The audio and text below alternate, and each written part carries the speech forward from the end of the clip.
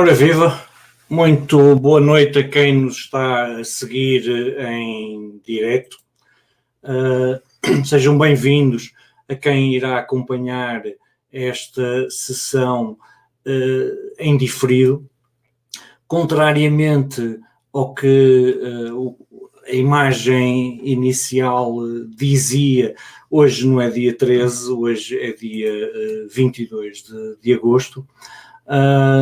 Eu estou a fazer a sessão que era suposto ter feito no dia 13, mas que um abscesso me impediu de o fazer, porque estava com a boca inchadíssima, acidentes de percurso. Boa noite, António João, bem-vindo. O António João já é um regular, mas há mais outras duas pessoas, pelo menos, que também já nos estão a acompanhar. Portanto, estejam à vontade. Normalmente uso estes primeiros segundos e minutos para as pessoas se chegarem, instalarem, darem as boas noites, dizerem de onde nos estão a acompanhar. Portanto, estejam à vontade para nos deixar os vossos comentários e dizer-nos também de onde nos estão a acompanhar. Eu estou a fazer este direto a partir de Rio Tinto, no concelho de Gondomar, nos arredores da cidade do Porto. Olá, boa noite, Abílio. É isso, de facto, diz o Abílio que tem que começar a ir ao dentista mais vezes e é verdade, com mais regularidade, pelo menos tipo 6 em 6 meses ou de ano a ano. Tenho a ideia que a vez anterior que lá tinha ido já era há 2 anos, portanto já tinha passado mais do que o prazo, de facto. O tema de hoje é interessante, resulta também de uma investigação que eu continuo ainda a fazer, e tem a ver como nós na realidade somos manipulados através da internet. O António João diz que está de Braga, já agora.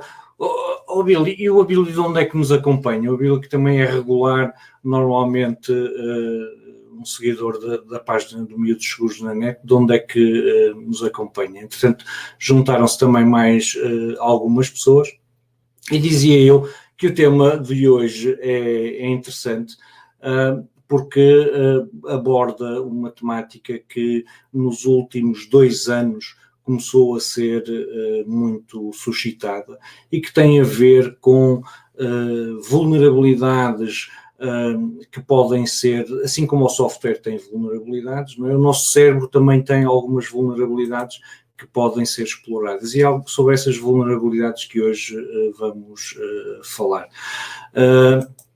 E para isso eu preparei uma apresentação, mas estas sessões tornam-se interessantes também com a participação das pessoas que estão aí assim desse lado e que neste momento já são 8. O Abílio então também está aqui assim perto de casa, porque está em Vila Nova de Gaia, que é do outro lado do rio, e exatamente Rio Tinto, perto de Baguim do Monte. Portanto, por pouco que não éramos vizinhos.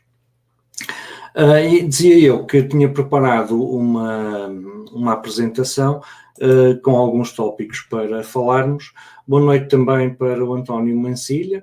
Já agora, António, de onde é que nos está a acompanhar? Se podemos ser indiscretos e curiosos. E dizia eu que estas sessões também se tornam interessantes contando com a participação das pessoas desse lado. Eu vou partilhar aqui assim o meu ecrã para então podermos indo falando sobre este tema. Vou ter que andar aqui assim a saltar de umas janelas para as outras, porque a apresentação está numa janela e a transmissão em vídeo noutra. E dizia eu, este tema brain hacking, o que é o brain hacking? Assim como o software tem vulnerabilidades que podem ser exploradas por piratas informáticos, no sentido de conseguir os seus intentos, e normalmente o software, portanto, pode ser, ter vulnerabilidades que podem ser exploradas através do ransomware e de outras formas, de outros inúmeros tipos de vulnerabilidades que podem ser detectadas. O nosso cérebro também tem algumas vulnerabilidades que podem ser exploradas em nosso detrimento. E é sobre alguns dos mecanismos que são usados na internet para explorar essas vulnerabilidades que vamos falar hoje. O António, a meu pedido, e obrigado, dizia-me que neste momento está no Porto, mas que é transmontano de Alijó. Boa terra, sim senhora. Neste momento já estamos mais de 8 pessoas online, e continuando, dizia eu que vamos então ver quais são essas vulnerabilidades. E vamos começar, por exemplo, com um exemplo que é usado pela publicidade. E nós, olhando para esta imagem, provavelmente a maioria das pessoas terá lido em primeira instância a frase maior e escuro, a preto, que diz "You will read this first", ou seja, você primeiro irá ler isto. E depois terá provavelmente lido a segunda frase, que é a que está imediatamente abaixo, que diz "And then you will read this", e depois você irá ler isto. E depois a terceira, que está imediatamente abaixo também, que diz "e depois esta". E depois no fim, em cima, diz "and you will read this last", ou seja, e você lerá esta no final, que é a imagem, o texto que está em cima. Isto tem a ver com a forma como a nossa visão percepciona esta imagem e como o nosso cérebro a processa. E este é um exemplo como a nossa atenção pode ser orientada. Mas não é só a este nível. Eu também, para um pouco de uma forma humorística, trago aqui um exemplo disto que foi agora dito, com uma imagem que circula na internet e que provavelmente também já terão visto, não é? Que é, à esquerda vemos a imagem, e aquilo que nos salta à vista, da maior parte das pessoas, para além da frase "Hospital das Panelas", é sexo grátis aqui. No entanto, se nós formos ver nas entrelinhas, o que na realidade aquele cartaz diz é: na compra de uma panela de pressão, não importa qual o seu sexo, ganhe grátis uma maravilhosa caneca mimo, aqui no Hospital das Panelas. Portanto, este é um exemplo como a nossa atenção é manipulada para captar a nossa... como nós somos manipulados para captar a nossa atenção em função daquilo que percepcionamos e da forma como o nosso cérebro processa aquilo que percepcionamos. Olá, boa noite, Hugo, seja bem-vindo também, obrigado pelos parabéns e também um abraço para si. Já agora, por curiosidade, estávamos a falar no início da sessão, de onde é que nos está a acompanhar. Eu estava a dizer que estou em Rio Tinto, no concelho de Gondomar, nos arredores do Porto. E estamos a falar, para quem acabou de entrar, de brain hacking, ou seja, de formas como, através da internet, o nosso cérebro e nós podemos ser manipulados. Este exemplo que citei são, digamos, básicos, mas provavelmente alguns de vós já terão ouvido falar na publicidade subliminal. A publicidade subliminal é algo que durante os anos 50 e 60 começou a ser explorada e que acabou por ser proibida em muitos países. Por exemplo, os Estados Unidos, pelo menos, Estados Unidos, Inglaterra e Austrália são países que proíbem a publicidade subliminar. O Abílio Carvalho, ainda relativamente ao que eu tinha referido antes, dizia que é um processo similar ao utilizado nos supermercados, em que as prateleiras ao nível da visão têm os produtos mais caros e os produtos que são mais patrocinados pelos grossistas. Exatamente. Eu trabalhei numa vida anterior, entre aspas, eu fui designer gráfico durante 12 anos e trabalhava exatamente para uma empresa que produzia equipamentos para hipermercados. E fiquei na altura a conhecer muitos dos mecanismos utilizados pelos hipermercados no sentido de guiar e de orientar, sem disso os consumidores se aperceberem, os seus clientes que entravam na loja, por exemplo. Não é por acaso que os produtos de talho, charcutaria, normalmente estão ao fundo da loja e de padaria, porque são aqueles, digamos, os bens necessários, não é? Que a generalidade das pessoas normalmente adquire, e o facto de estarem colocados no fundo da loja é exatamente para nos obrigar a ir ao fundo da loja, percorrendo os corredores, onde temos aquelas outras coisas que não compramos todos os dias e que podemos ser levados a comprar por impulso.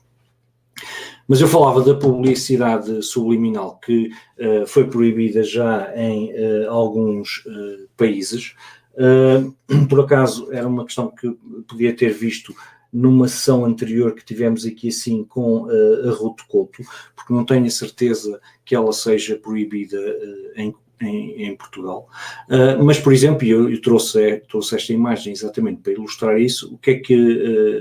Como é que funciona, para quem não sabe, a publicidade subliminal. Uma experiência, por exemplo, conduzida nos Estados Unidos, num cinema. Para quem não sabe, um filme tem 24 fotogramas, é projetado 24 fotogramas por segundo. E a ilusão do movimento do cinema é dada pela velocidade a que, digamos, esses fotogramas passam no obturador da máquina. Nós não percebemos os fotogramas individualmente, o nosso cérebro processa a sequência, que nos dá a ilusão de movimento. Então, o que é que houve uma marca de refrigerantes que fez? Colocou por um fotograma que dizia bebe este refrigerante e coma pipocas. E as pessoas repararam, e essa imagem era, portanto, projetada por centésimas de segundo ou décimas de segundo. E a verdade é que as pessoas se aperceberam, essa marca se apercebeu, que quando havia essa inserção dessa publicidade, que não é detectada conscientemente, mas é detectada a nível do subconsciente, as vendas desse refrigerante e das pipocas nos intervalos das sessões aumentavam. Ou seja, esta é uma forma como a publicidade usava esquemas de manipulação dos consumidores para os levar a consumir mais, sem eles disso terem consciência, e isso foi considerado uma prática não ética e daí ter sido proibida em muitos países.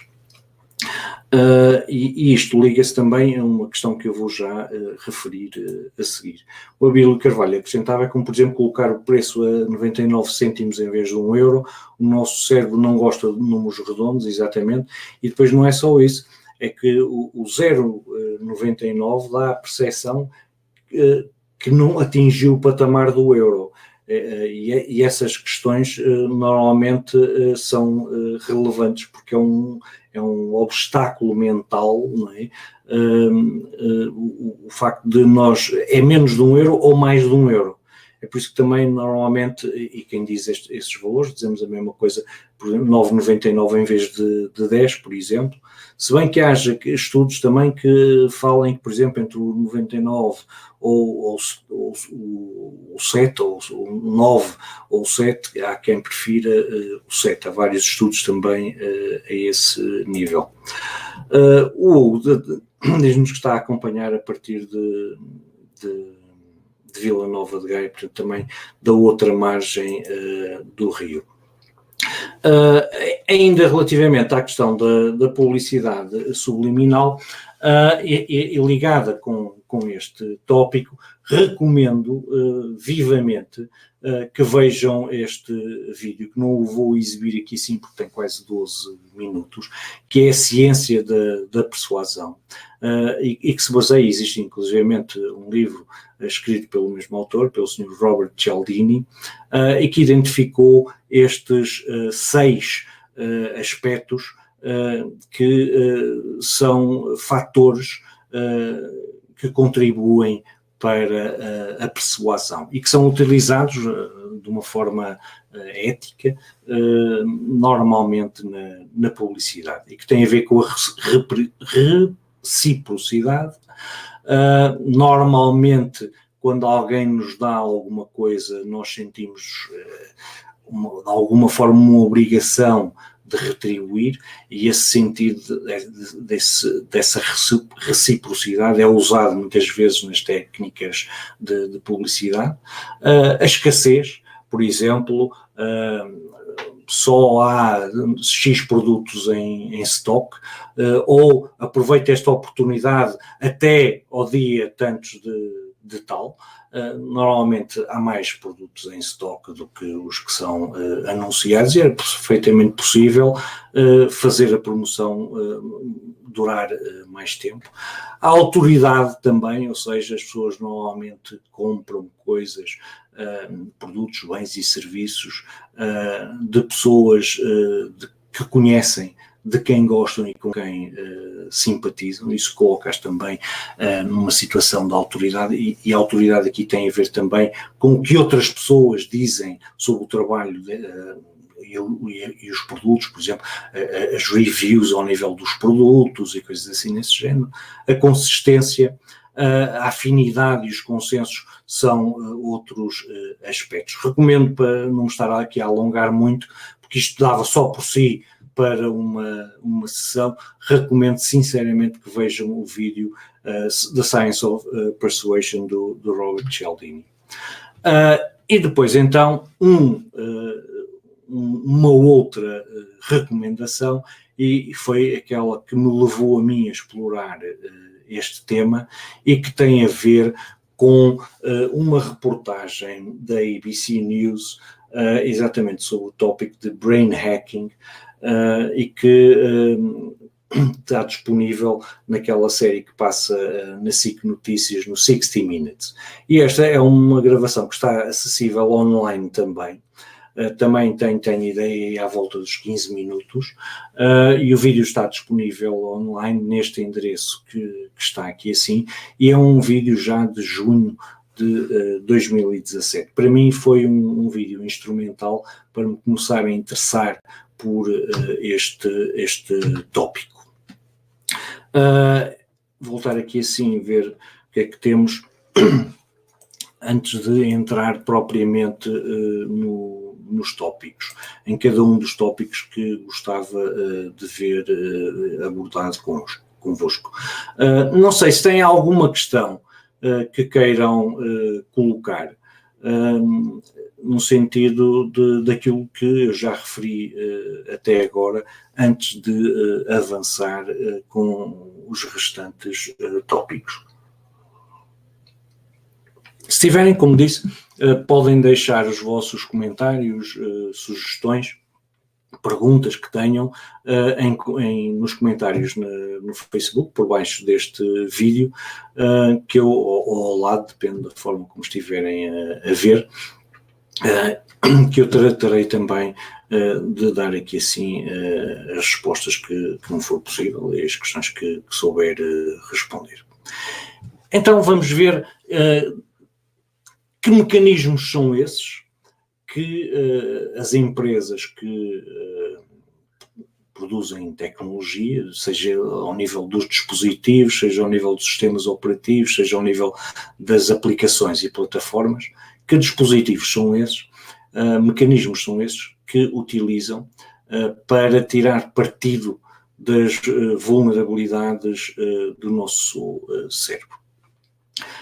E aproveitar também para dizer que vamos também explorar um pouco deste tema com o orador da próxima semana, que é o Eduardo Jorge Silva, que é um neuropediatra e que também pode contribuir para esta temática.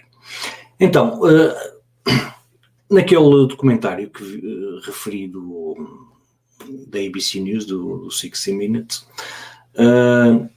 há um dos intervenientes que, a certa altura, diz que os smartphones, portanto, estes dispositivos que hoje em dia todos nós temos, são como uma slot machine de um casino, porque seguem muito dos mesmos princípios. E a slot machine explora uma coisa que os psicólogos chamam das recompensas imprevisíveis ou intermittent reward schedule, que basicamente como é que isto funciona e qual é o equivalente quando estamos a falar de smartphones e de aplicações. Na slot machine nós temos que alinhar, digamos, 3 frutos iguais para sair o grande prémio, para sair 3 ou mais, depende das máquinas, para nos sair, digamos, o grande prémio. E volta e meia, portanto, nós puxamos a alavanca e os frutos rolam e às vezes calham 2 frutos iguais que nós podemos segurar e rodar novamente na esperança de que na próxima a gente consiga fazer a linha e receber o jackpot. E todos estes mecanismos ativam o nosso cérebro e funcionam aquilo que eles chamam as recompensas imprevisíveis, a expectativa de que eu possa ganhar um prémio, é o que me faz ficar agarrado à máquina, à slot machine. E a pessoa que inventou o scroll infinito diz que o sistema é exatamente o mesmo. Na realidade, o scroll infinito no telemóvel, quando nós pegamos, é este movimento que fazemos, para baixo. E ficamos na expectativa de receber a recompensa com o conteúdo que vier a seguir. Que poderá ser ou não do nosso agrado, e que se não for do nosso agrado, nós voltamos a fazer a puxar o ecrã para baixo, não é? Fazer scroll para baixo, para ver se o que vier a seguir se nos agrada ou não. E assim como as máquinas de casino muitas vezes fazem com que as pessoas desenvolvam dependências, este tipo de mecanismos nas aplicações, o scroll infinito, tem o mesmo mecanismo de funcionamento que uma slot machine e ativa também as mesmas zonas cerebrais e da mesma forma. Daí ele dizer que este tipo de dispositivos, na realidade, todos nós andamos com uma slot machine no bolso. O outro aspecto também interessante relativamente a isto é que essas recompensas vêm também e são ajudadas por ruídos, que são as notificações, por pings, por sinais sonoros e tudo isso são mecanismos que ativam, digamos, e que contribuem para a economia de atenção. Que é isto da economia da atenção? A internet hoje em dia sobrevive em grande parte assente num modelo em que quanto mais tempo nós tivermos agarrados a um dispositivo, seja o computador, seja um smartphone, um tablet ou até uma consola de jogos, os modelos de negócios normalmente estão baseados na captura da nossa atenção, e foi por isso que comecei também pelas questões associadas à publicidade subliminal. Ou seja, quanto mais tempo eu tiver a usar, por exemplo, o Facebook, mais publicidade vou consumir, mais publicidade ele nos vai mostrar. Mas não só isso, quanto mais eu usar também, mais eficaz vai ser a perfilagem do consumidor que o Facebook vai poder fazer. Vai poder registrar muito mais informação relativamente a mim, e isso vai-lhe permitir mostrar-me publicidade de uma forma muito mais eficaz. Então, e quando estou a dizer o Facebook, não digo só o Facebook, digo outras aplicações. Então, estas plataformas, como vivem neste mecanismo desta economia da atenção, usam todos os mecanismos possíveis para nós voltarmos a essas aplicações, para nos tornarmos, digamos, mais rentáveis como consumidores.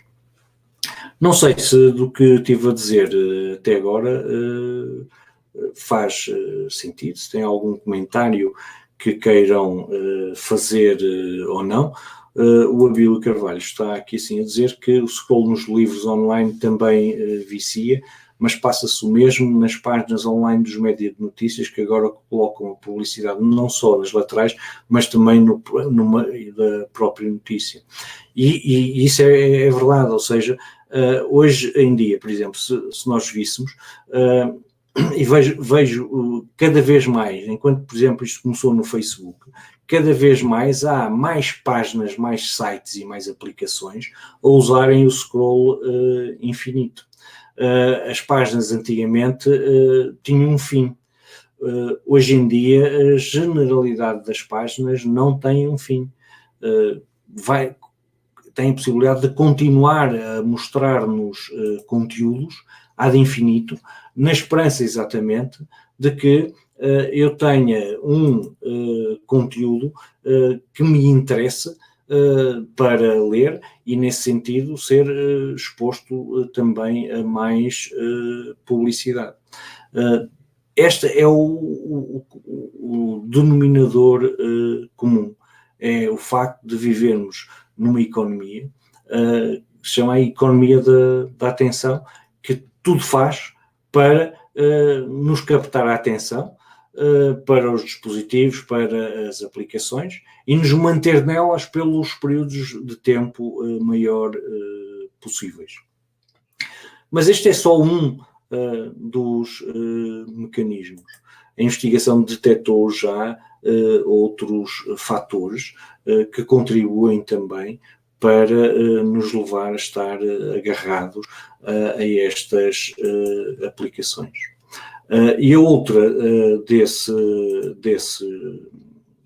fatores, outro desses fatores é a afirmação social, ou seja, nós cada vez mais afirmamos-nos socialmente perante os outros, perante a família, perante os amigos, perante o público, em função do número de likes que a nossa página tem, em função do número de amigos que temos numa rede social, em função do número de partilhas que uma publicação que eu faça tenha.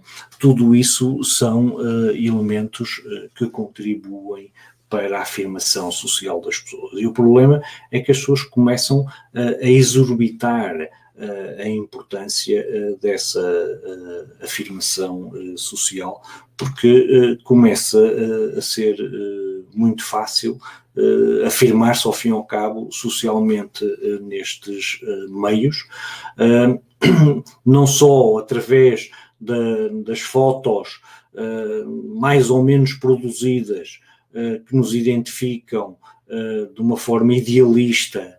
Obviamente que eu, neste caso, com esta imagem estou a brincar, de uma forma idealista nos nossos perfis, não é?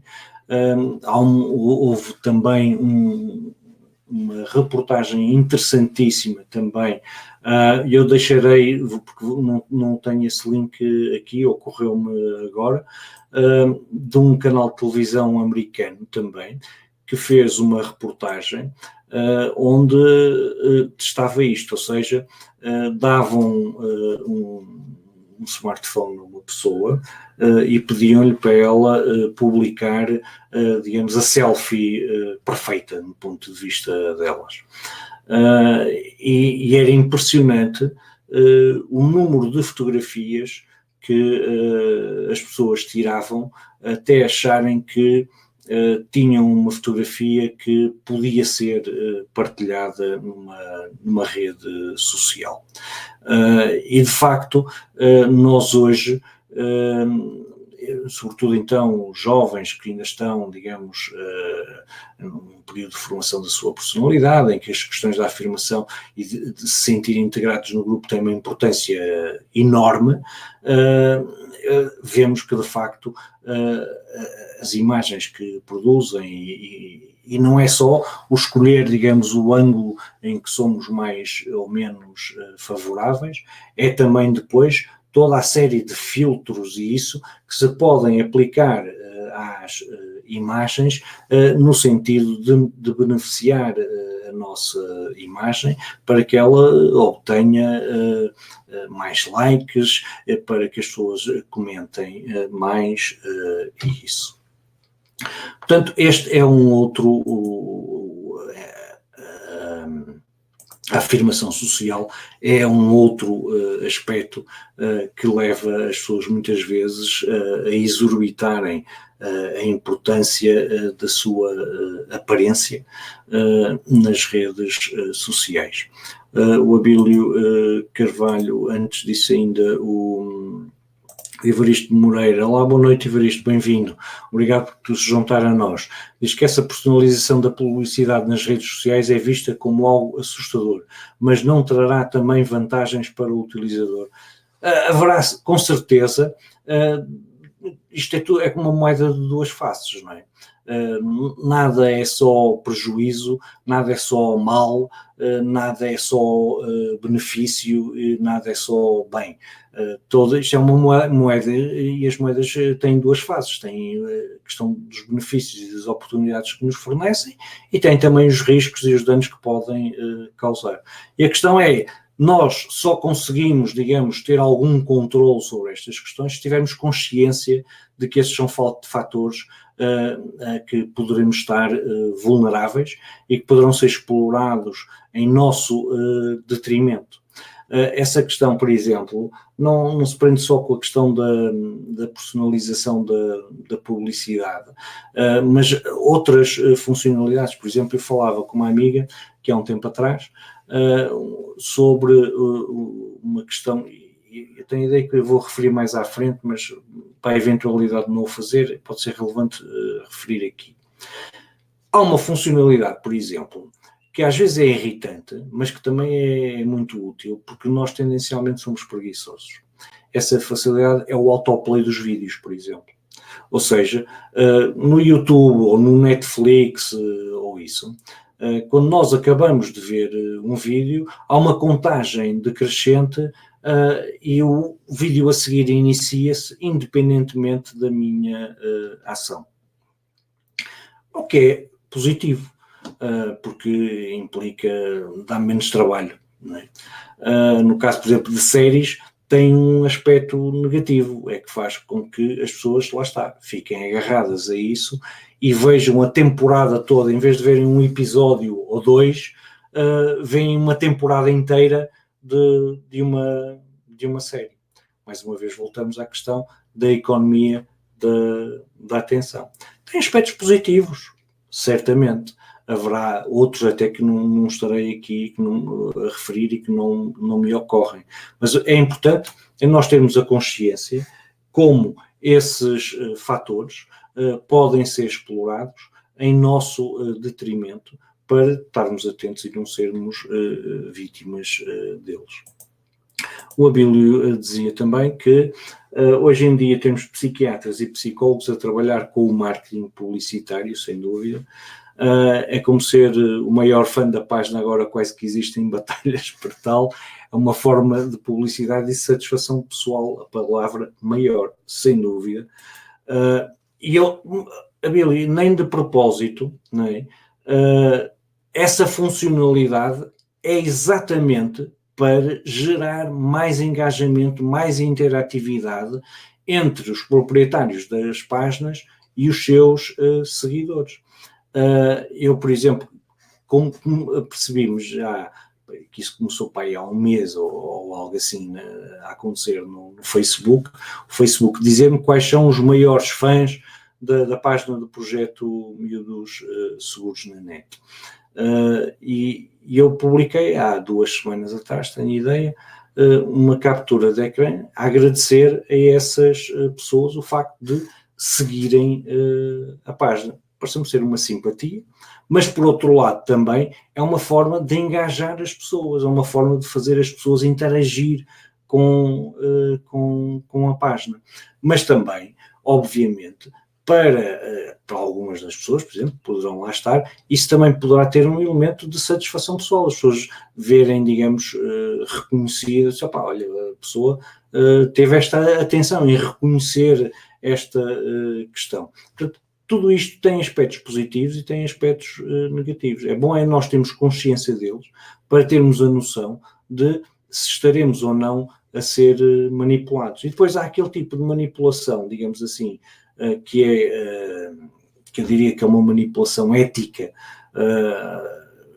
no sentido de que não resulta dano daí para a pessoa, e há aquela que é feita de uma forma que só pensa de um lado, no benefício que resulta para uma pessoa e que pode inclusivamente resultar em dano para a pessoa que está a ser alvo dessa manipulação.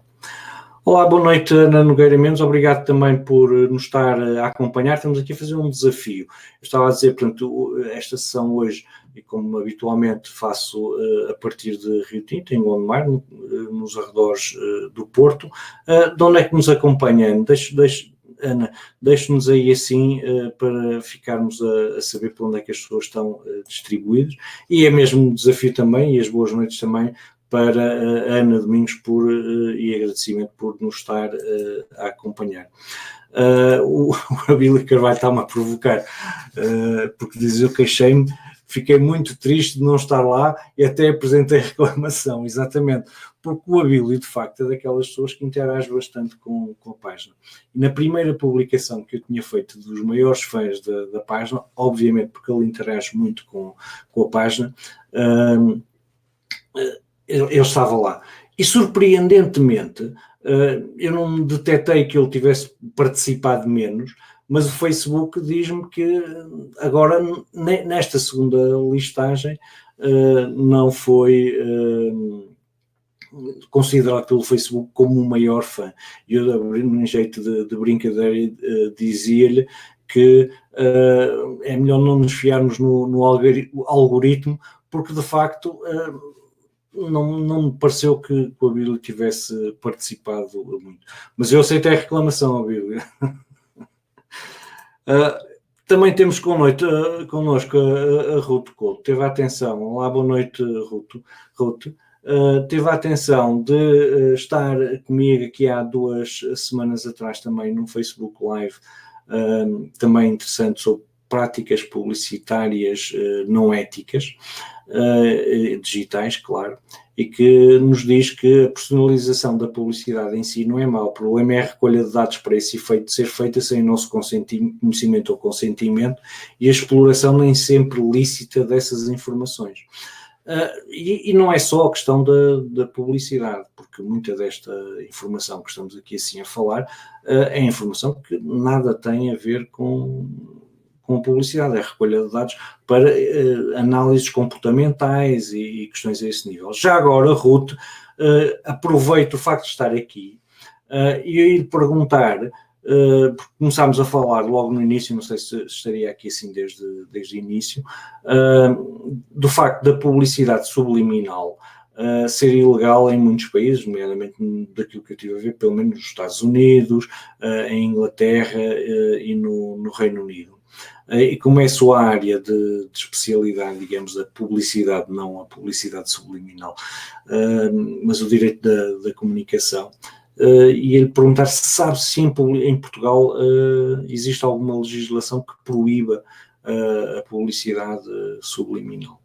Ana Nogueira diz-nos que está em Aveiro, mas que é nascida no Porto, sim senhora, portanto uma portuense tripeira.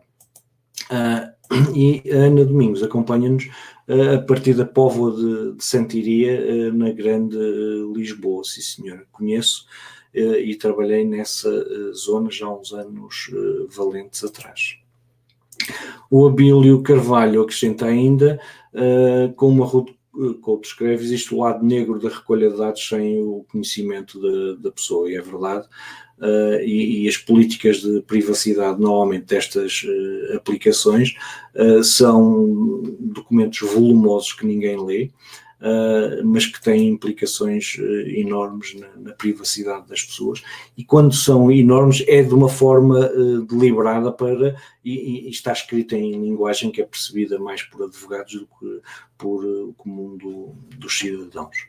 A Isabel Ferreira também é uma amiga que acompanha já há bastante tempo a página do projeto Miúdos Seguros da NET e que nos diz boa noite, antes de mais parabéns e obrigada, diretamente da Guarda, sim senhora, Sabugal, se não estou em erro, que era de onde a Isabel Ferreira reside, se não estou em erro. E é um prazer contar com a sua participação e o facto de nos acompanhar já há tanto tempo. E a Ruth Couto acrescenta que, de facto, a publicidade subliminar em Portugal também é proibida, artigo 9º do Código da Publicidade. O problema da questão da publicidade subliminar é que ela pode ser, muitas vezes, muito difícil de ser detectada. E nesse sentido, apesar de ser proibida, também provavelmente muitas vezes depois o que acontece é quando as coisas são proibidas nos meios tradicionais, fogem para os meios menos regulados e onde a supervisão é menor, e isso acontece muitas vezes com a internet. Ora bem, vamos continuar. Perdão. E falarmos aqui assim de outro aspecto que também é relevante e que tem a ver com a sensação de investimento. Estas aplicações, plataformas, serviços, na realidade fazem-nos, que ajudam-nos a criar redes de amigos, redes profissionais de pessoas com quem partilhamos os mesmos tipos de interesses, a partilhar as nossas fotografias que fazemos ao longo da vida, ou seja, nós alimentamos estas redes com a nossa informação. E depois acontece uma questão que é interessante e que se verifica também nos jogos de azar, que é aquilo que leva esta sensação de investimento, é aquilo que leva as pessoas a terem dificuldade de parar de jogar e, neste caso, de parar de usar estas plataformas.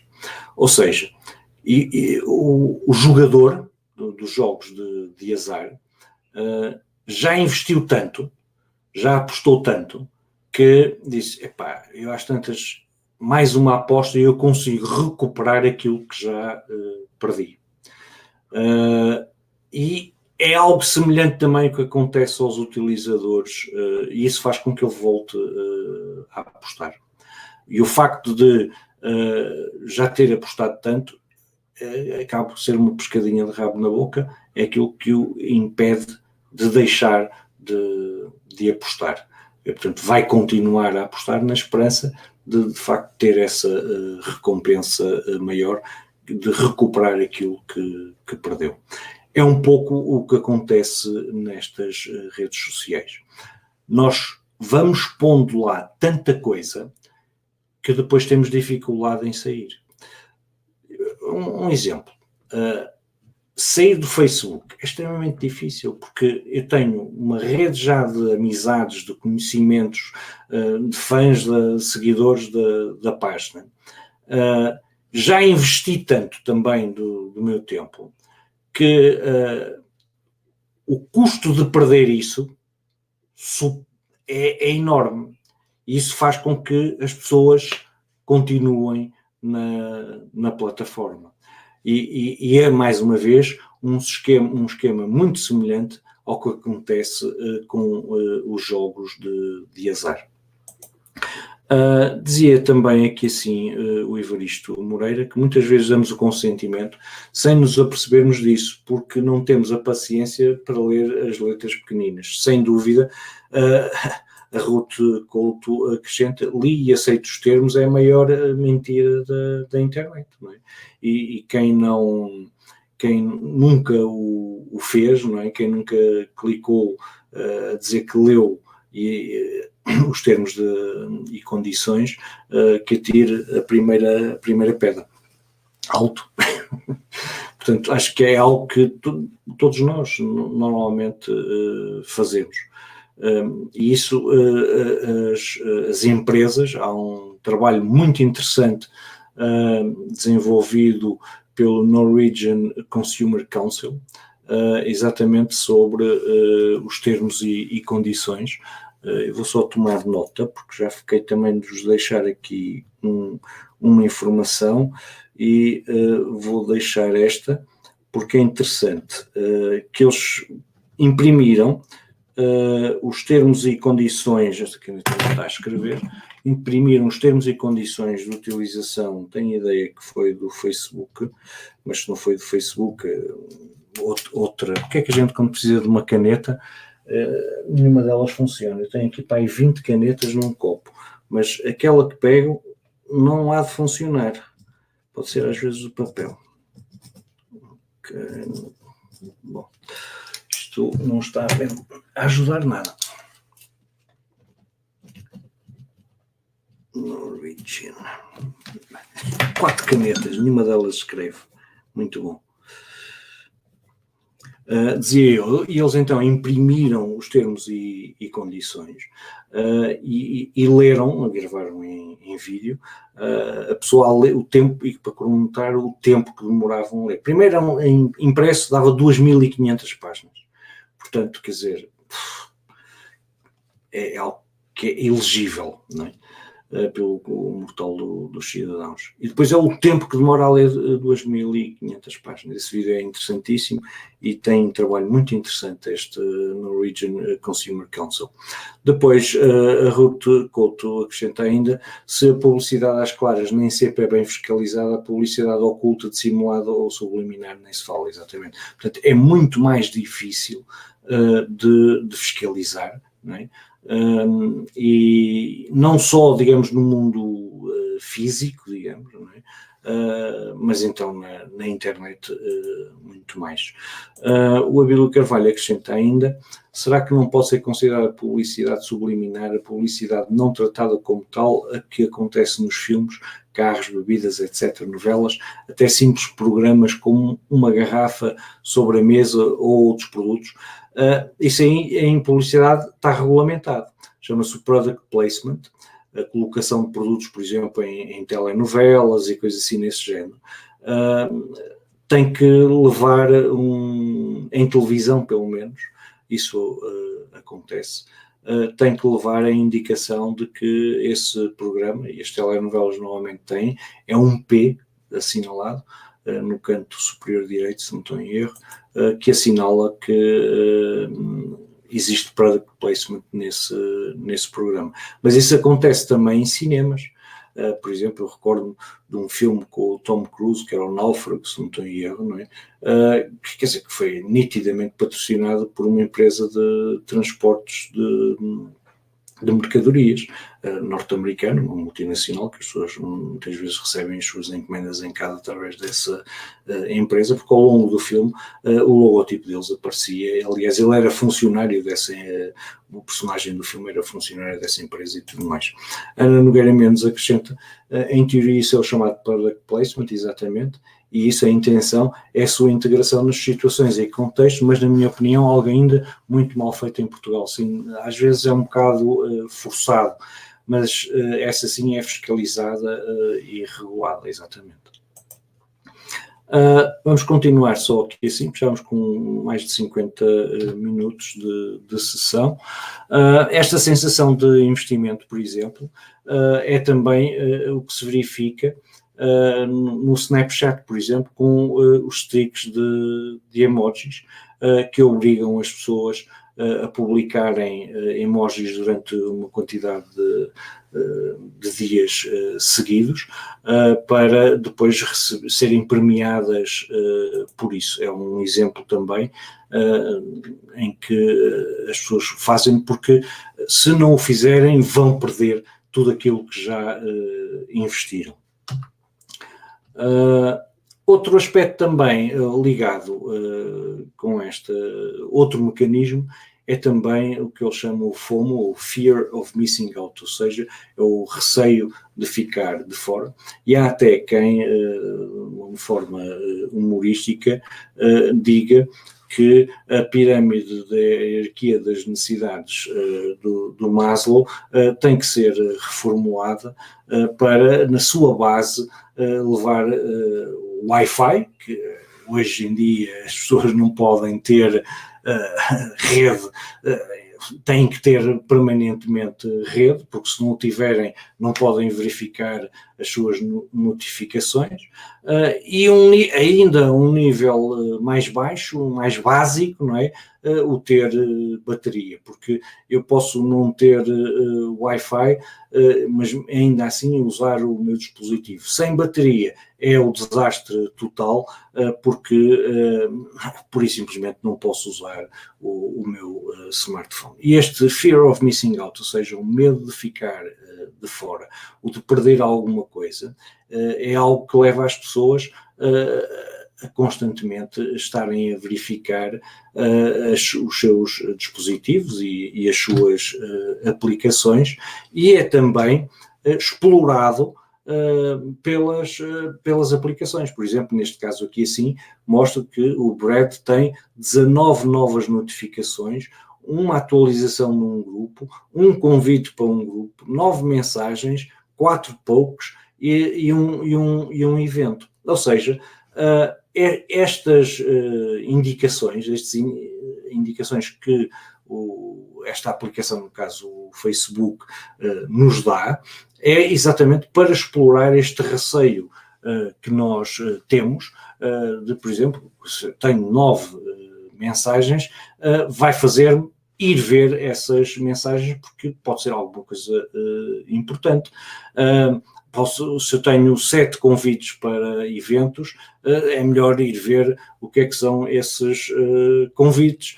Se eu tenho 19 notificações, novas notificações, é bom então eu ir ver o que é que elas são, porque algumas delas poderão ser importantes. Tudo isto acompanhado de notificações também sonoras, não é? O nosso telemóvel, bzzz, mesmo estando em silêncio, cada vez que recebemos uma notificação, é uma forma de explorar o receio de ficar de fora, o fear of missing out, e de explorar também essa nossa vulnerabilidade de querer saber, queremos nos manter dentro das coisas, não é? E as notificações sonoras, tudo isso é usado para nos fazer, é uma ferramenta, são ferramentas da economia da atenção, porque procuram captar a nossa atenção. O nosso telemóvel faz bzzz, nós vamos ver o que é e, invariavelmente, vamos voltar à aplicação. Este princípio também é acompanhado, como já estava a indiciar, por tons, por toques, por vibrações, por cores vivas e imagens atraentes, que é aquilo que os especialistas nos jogos de azar e na área da psicologia chamam o princípio da saliência, ou seja, são coisas que sobressaem de tudo o resto para nos captar a atenção. E este tipo de mecanismo está presente também, por exemplo, através das imagens atraentes, coloridas, através do ruído, por exemplo, nos videojogos, não é? Porque é isso que também nos faz manter agarrados a estes dispositivos. Antes de voltar aqui assim, ver que tenho aqui também mais algumas questões, só ver os vossos comentários, que enquanto estou a ver a apresentação não consigo ver as duas coisas ao mesmo tempo. Eu, a Billy, dizia que no caso do náufrago só me lembro do Winston, exato, a bola de futebol americano, mas que é uma marca, o Winston é uma marca de produtos desportivos.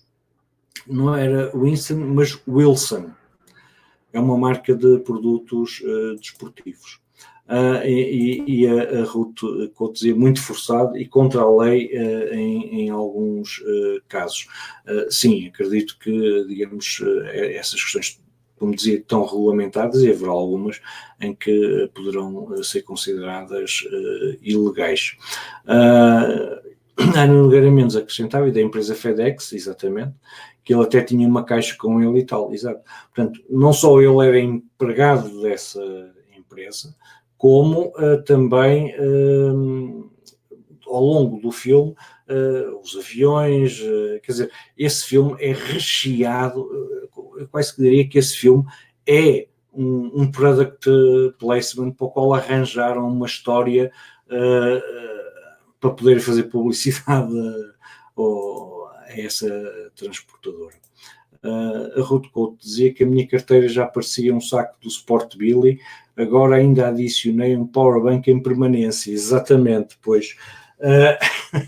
Lá está, mais um dispositivo para, e a Ruth aí assim, como se costuma dizer, está a preencher a necessidade mais básica das mais básicas, que é o não podermos ficar sem bateria, porque isso é o desastre total. Ana Nogueira Mendes acrescenta também, curiosamente eu sou vista como uma pessoa estranha por não andar sempre com os dados ligados no telemóvel. Bem-vindo ao mundo dos estranhos, Ana Nogueira Mendes. Gosto de andar desligada e isso é visto pelos amigos como algo estranho. Não tens dados? O teu tarifário é assim tão mau? Por mais que eu diga, se for urgente, liguem, do que ficarem amoados por eu não responder nas redes sociais logo, imediatamente, tem que ser agora, não é? Como é suposto. Eu também, talvez por trabalhar muito a partir de casa, não tenho normalmente os meus dados, nem o wireless no dispositivo móvel ligado, e normalmente ligo quando saio de casa ou vou para fora, mas também não ligo muito, quer dizer, se sair não ando com dados sempre ligados, nem com o Wi-Fi sempre ligado, procuro não ser escravo disso. E às vezes volto para casa e esqueço-me dos dados ligados, ainda aconteceu ontem à noite, 2 da manhã, não sei o que, recebi uma notificação que tinha esquecido de desligar os dados. O Abel dizia exato, era o Wilson,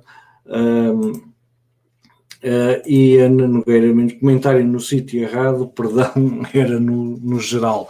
Não tem que pedir perdão, percebi e acho que está a referir ao comentário da questão dos dados e que estava relacionado com o que nós estávamos a ver, que a bateria hoje é considerado, e o Wi-Fi, não é, é considerado, e as pessoas estarem permanente, porquê? Porque as pessoas têm que estar permanentemente contactáveis. Tornamos-nos escravos dos nossos dispositivos, não é? Portanto, está perfeitamente enquadrado o seu comentário, Ana Nogueira Mendes. Ana Domingos também acredita, comigo passa exatamente o mesmo, por vezes faço questão de ignorar as notificações que recebo e raramente ligo os dados fora. Portanto, não estamos sozinhos, há muitas pessoas esquisitas que não ligam e que não andam sempre com os dados ligados. O Abílio diz também é estranho utilizar a internet para banco e compras. Eu para banco e compras também não utilizo no telemóvel, só para no dispositivo aqui de casa, e em portáteis também, quando vou para fora, por exemplo, não utilizo. Não gosto de reclamar com logaritmos, pois já é complicado reclamar numa loja física, quanto mais virtual, é verdade. Ora bem, já atingimos 1 hora, eu queria ver se conseguia abordar os outros tópicos, vou tentar acelerar aqui um bocadinho. O outro aspecto é a questão da concorrência, ou seja, o que é isto da concorrência? Tem a ver com o número de fãs que temos, os números de seguidores, o número de subscritores, o número de likes que temos numa publicação, o número de partilhas, o número de amigos, tudo isto são elementos de concorrência. E que muitas pessoas, e esta é também uma vulnerabilidade, que é uma ferramenta de afirmação social. Eu tenho mais amigos do que tu, eu tenho mais seguidores do que tu, eu tenho mais subscritores do que tu, os meus posts têm mais likes e mais partilhas do que os teus. As pessoas começam a medir-se em função destes fatores, o que produz situações horrendas, como esta, que foi notícia recentemente, a notícia de abril de 2019, que em Espanha crianças publicam vídeos sexuais para terem mais seguidores na net, portanto nos seus canais ou nas suas páginas, e a notícia refere-nos, portanto, que agentes da Polícia Nacional de Espanha identificaram 110 menores que tinham este tipo de práticas.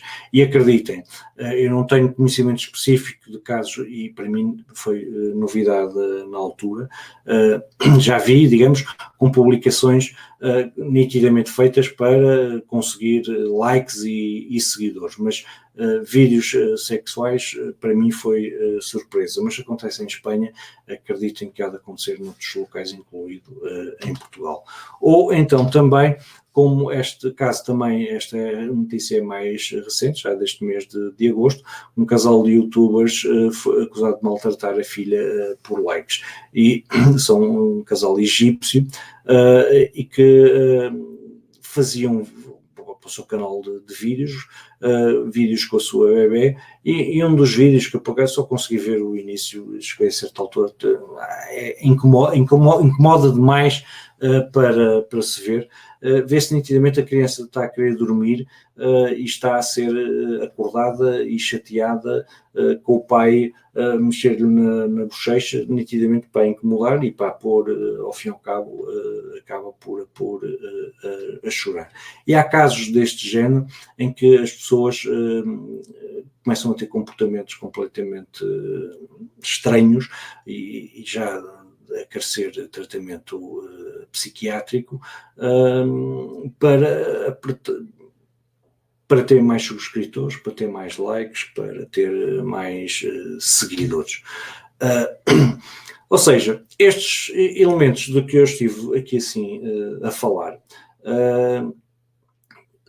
estão a criar, na realidade, um problema que tem a ver, e este é o site da Humantech, que é uma organização que se dedica a trabalhar este tema, problemas ao nível da adição digital, ao nível da saúde mental, ao nível da erosão daquilo que é verdade e o que é mentira. Torna-se muito mais difícil separar os factos da ficção.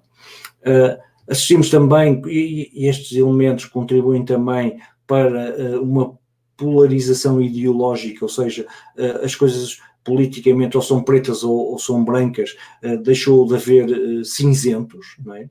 E isso leva a situações de radicalização. Vejam-se os exemplos nos Estados Unidos com a eleição do Trump, no Brasil com a eleição do Bolsonaro e a questão agora com o Brexit no Reino Unido. Veja-se a questão dos refugiados também, por exemplo.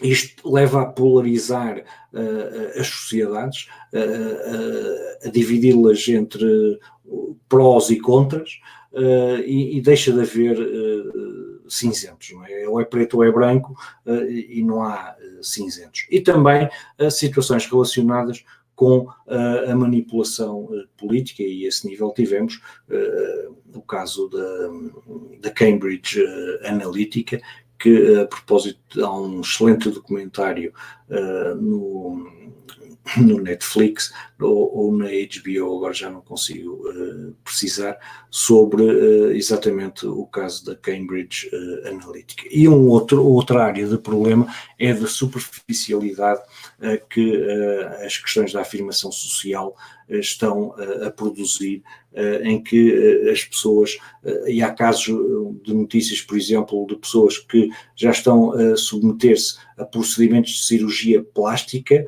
para se parecerem com as imagens que recriam em filtro, recorrendo a filtros de fotografia. Portanto, isto começa de facto a aparência, aquilo que nós parecemos e não aquilo que somos, é que começa a ter importância maior, e isso começa de facto a criar problemas. Então, o que é que nós podemos fazer? E aí a solução que eu normalmente recomendo é pensarmos nestas questões como uma cadeira de 4 pernas, cada uma corresponde a um tipo diferente de abordagem, em que uma das pernas é a abordagem regulamental, a outra é a abordagem educacional, a outra parental e a outra tecnológica. E a seguir, nos minutos seguintes, ver cada uma destas abordagens de uma forma sintética. A Ana Nogueira Mendes dizia ainda, relacionado com a questão anterior, sendo uma rede social estamos a lidar com egos, exatamente, e há muito essa questão da afirmação e de obter a atenção feita de likes que ultrapassa a sanidade. De facto, muitas vezes roça, como aqueles 2 exemplos que eu referi, a insanidade, não é? Não é roça, é totalmente insano, não é? E é algo que é importante nós termos consciência, porque tendo consciência destas questões, podemos contrariar essa vulnerabilidade tendencial que à partida todos teremos, mas que os jovens, mais ainda, por questões que se prendem com o desenvolvimento cerebral. E essa é uma questão que eu vou pedir ao neuropediatra, com quem vai estar connosco na próxima terça-feira, para abordar um pouco, que é a nossa, digamos, o nosso juízo, ao fim e ao cabo, localiza-se no lobo frontal. E é aí que está, que nos leva, digamos, a avaliar as questões. E o lobo frontal, em termos de desenvolvimento da humanidade, desenvolvimento do cérebro da humanidade, é uma aquisição relativamente recente. É algo que recente, há uns milhares de anos, ou milhares. E nesse sentido, por exemplo, os jovens só completam o desenvolvimento cerebral por volta dos 25 anos, entre os 20 e os 25. Ou seja, na realidade, os jovens só têm capacidade cerebral para pesar determinadas decisões, para pensar, ok, se eu fizer isto, quais são as potenciais consequências que daqui podem resultar, quando atingem esse nível de desenvolvimento que é só por volta dos 24, 25 anos. Portanto, estão muito mais sujeitos, estão muito mais vulneráveis, não é, a este tipo de manipulação, a este tipo estarem sujeitas a estas vulnerabilidades que o seu cérebro tem e que podem ser exploradas por terceiros. O Aníbal dizia: exige até a potência do comentário politicamente correto para se ter o like e não da própria opinião formada e colocada num comentário que pode ser não tão boa só para se ter o gosto apetitoso. De facto, é isso. E isso falava-se também relativamente à questão da polarização e da manipulação política. Nós, na realidade, não sermos francos e honestos relativamente às nossas opiniões, submetendo-nos à ditadura do like. Ana Nogueira Mendes, já para não falar das fogueiras que se criam em qualquer tema, em que cada um dá a sua chega e quando se vai ver, quase que o tema já se perdeu e tudo se torna numa enorme discussão, e eu acrescentaria, em que muitas vezes, de uma forma, a reputação das pessoas é posta na lama, as pessoas são queimadas em autênticas pelourinhos públicos, como se acontecia em tempos que já julgávamos ultrapassados, e muitas vezes as pessoas esquecem-se que na realidade podem estar a fazer julgamentos em função de algo que não corresponde à totalidade da realidade, não é? O Ruth Couto diz que o mundo dos comentários é outra Twilight Zone. É facto. Então, quando estamos a falar de comentários de sites de jornais e isso, aí sim é mesmo o Twilight Zone, é o bafon do bafon. Vamos ver só então aqui assim outras questões. Ao nível da regulamentação, estas questões são de tal forma que a nível político, o Senado nos Estados Unidos já começou a tomar iniciativas, por um lado, de ouvir especialistas na matéria, relativamente a estas tais tecnologias persuasivas, não é? E iniciativas no sentido de produzir legislação para banir alguns destes que eles chamam dark patterns, ou seja, padrões negros, não é? Que são usados pelas empresas de tecnologia para manipular as pessoas. Às vezes, gostava de deixar aqui claro, não é, digamos, demonizar as empresas de tecnologia, digamos, elas não implementaram estes sistemas e estes mecanismos como uma forma para manipular as pessoas, mas como uma forma de captar a atenção das pessoas. E à medida que foram desenvolvendo isso, começam também a perceber-se que algumas dessas funcionalidades que criaram não são as ideais. Portanto, para além da regulamentação, e nos Estados Unidos não tenho conhecimento ainda de iniciativas europeias, por exemplo, a este nível, mas nos Estados Unidos começa já a haver movimentações nesse sentido. Neste caso concreto, é uma legislação que foi proposta para a redução da adição aos mídias sociais e que preconiza, por exemplo, terminar com o scroll infinito, com o autoplay e outras funcionalidades aditivas que provocam adições e que são usadas pelos mídias sociais e outras iniciativas a esse nível. Mas não só, também, por exemplo, no Reino Unido começaram também a ouvir os fabricantes, por exemplo, de jogos para dispositivos móveis, não é? E na minha opinião a resposta foi infeliz, porque o representante da empresa diz que nós não somos psiquiatra, e isto a propósito de psiquiatras, e isto a propósito que a King, que é a empresa do Candy Crush, tinha por hábito enviar um e-mail quando um jogador já atingia o gasto de $250 numa semana pela primeira vez, mas decidiu acabar com essa medida porque os utilizadores se começaram a queixar.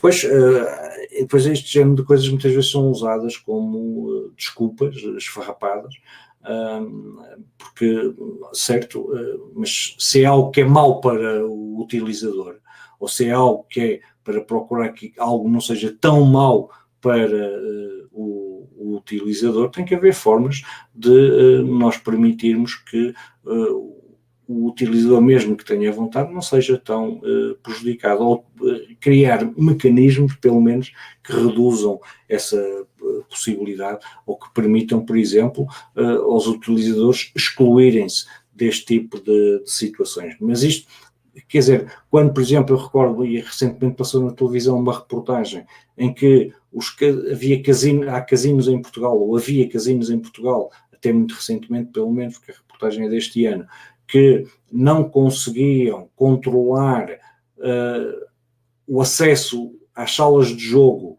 por parte de pessoas que se tinham pedido para serem barradas de entrar. Quando nós não conseguimos controlar uma coisa, alguns casinos não conseguem controlar isso, eu pergunto-me de facto, quando estamos a falar destes meios, as coisas complicam-se muito mais.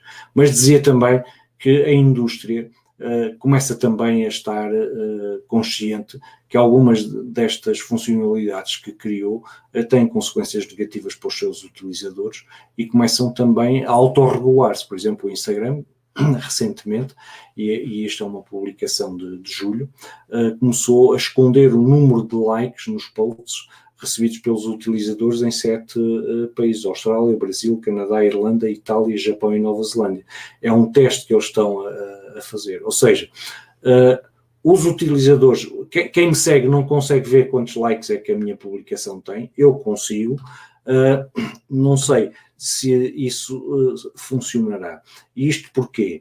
Porque eu continuo a ter a informação do número de likes. Aqui nesta imagem temos à esquerda aquilo que é visto por quem me segue e à direita aquilo que eu, como gestor da página, vejo. Eu continuo a ver os números. Portanto, no limite, isto não vai resolver o problema das questões da concorrência e da afirmação social que eu referia anteriormente. Porque quem publica, é importante é que aquele que publica fotografia não tenha acesso a esses números.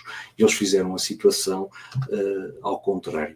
Ainda a esse nível também, a Google desenvolveu já um website que se chama Digital Wellbeing, que está disponível em wellbeing.google, onde disponibiliza também algumas destas ferramentas para as famílias e também assumir um compromisso relativamente ao bem-estar dos seus utilizadores. Por fim, e é aquilo, digamos, que ao fim e ao cabo motiva trazer-vos este live.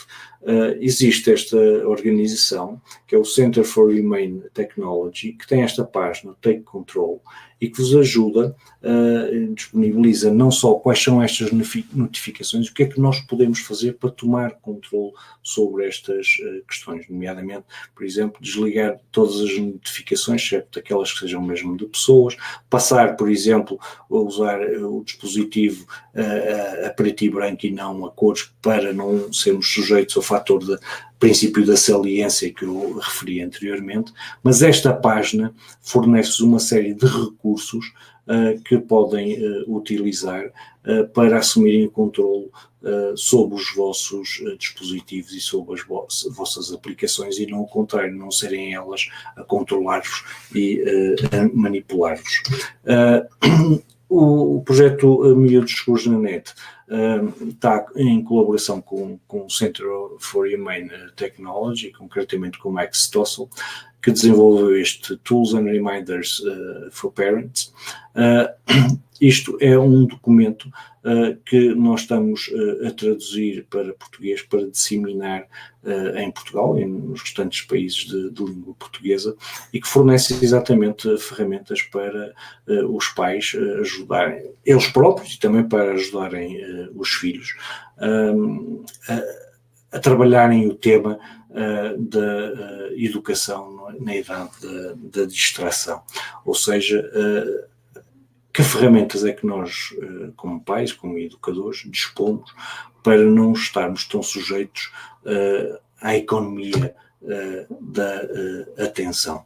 E estes são os meus contactos habituais, onde podem apanhar e contactar-me, e era isto que eu queria falar convosco hoje. Vejo que já aqui sim também mais comentários. Um dos comentários eu já tinha visto. Posso repetir o endereço da página? Posso, com certeza. Eu não sei exatamente a que página é, mas vamos ver aqui. Ok. Este é o documento que já está disponível em inglês, neste endereço. Está disponível um PDF que nós estamos a traduzir para português, mas já está acessível em inglês. Esta é a versão de abril deste ano. A outra é o Take Control, é esta, onde as pessoas podem tomar controle sobre os seus dispositivos e as aplicações que usam. A página da Google também tem algumas ferramentas da Google a esse nível, é wellbeing.google. Não acrescentem o .com a seguir a Google, não. Google é o domínio, aqui assim. Portanto, é wellbeing.google. Se meterem isto no endereço do vosso browser, irão lá parar. E julgo que era isto que a Ruth, estes endereços que a Ruth estava a pedir.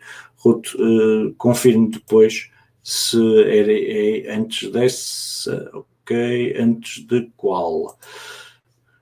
Vamos ver. Aqui assim.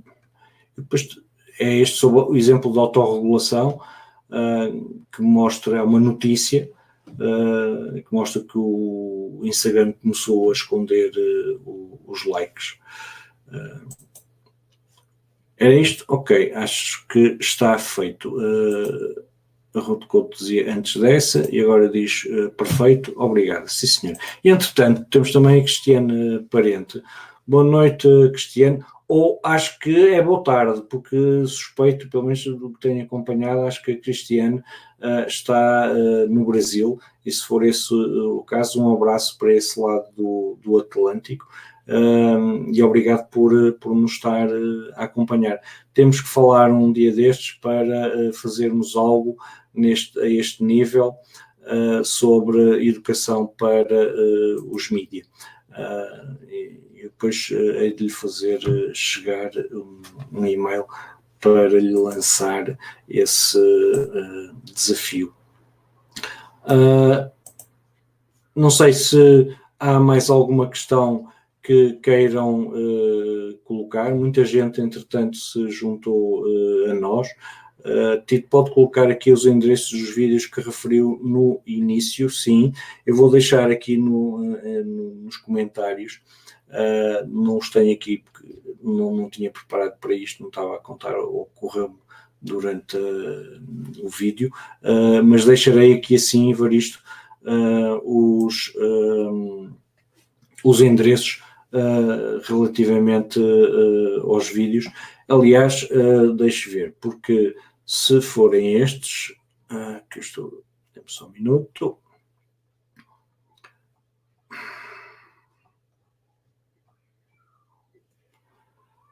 Ok. Este é sobre a ciência da persuasão, e tem aqui assim o endereço no YouTube, mas eu deixarei lá também, que é mais fácil copiar e colar. E a mesma coisa relativamente a este endereço sobre esta reportagem do 60 Minutes da CBS sobre este tema. Deixarei também em comentários. Entretanto, o João Maruta diz mais uma ação espetacular. Obrigado, João. Fico satisfeito também por que tenha gostado. É sempre bom ver que as pessoas gostam daquilo que estamos a fazer e a partilhar convosco. O António João também muito bom, excelente apresentação. Obrigado, António João. É sempre um prazer contar com a tua presença. Ana Domingos, embora tenha chegado atrasada, gostei muito. Obrigado eu também por ter estado connosco e poderá sempre ver o início do vídeo, porque o vídeo será disponibilizado posteriormente, logo a seguir ao final desta sessão. Fátima Barbosa também, muito obrigado, Fátima, também por estar a acompanhar-nos. E o Evaristo Moreira confirma que são aqueles vídeos. Eu fiquei também de partilhar um recurso relacionado com o Norwegian Consumer Council, também deixarei essa informação aí. Fátima Barbosa, muito interessante e espetacular, obrigado. E o Evaristo Moreira também, muito obrigado por mais uma excelente conversa. Tenho que arranjar aqui uma maneira de fazer a audiência participar mais e intervir mais. O Ana Nogueira Mendes, obrigado, Tito, foi muito interessante, obrigado, Ana, por ter estado a acompanhar. E o Abílio a dar também alfinetadas, estamos a ficar hacking pelo projeto Miúdos na Net, mas no bom sentido, espero que sim. É sempre bom também termos consciência destas questões e como elas podem ser usadas para o bom e para o mau. Obrigado também a Carmen Leite, que diz gratidão por excelente iniciativa. Obrigado por nos acompanhar, Carmen. O João Maruta metem likes. Espero que sim. Aliás, a gente faz isto é para isso, não é?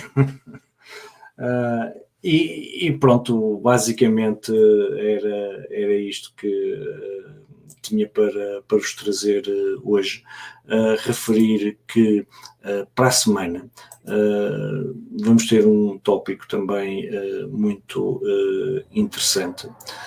Eu não estou a conseguir ver aqui assim, dê-me só um minuto, porque a imagem que eu espero que estejam a ver, mas não a estou a conseguir confirmar, refere-se à sessão que vamos ter para a semana que vem.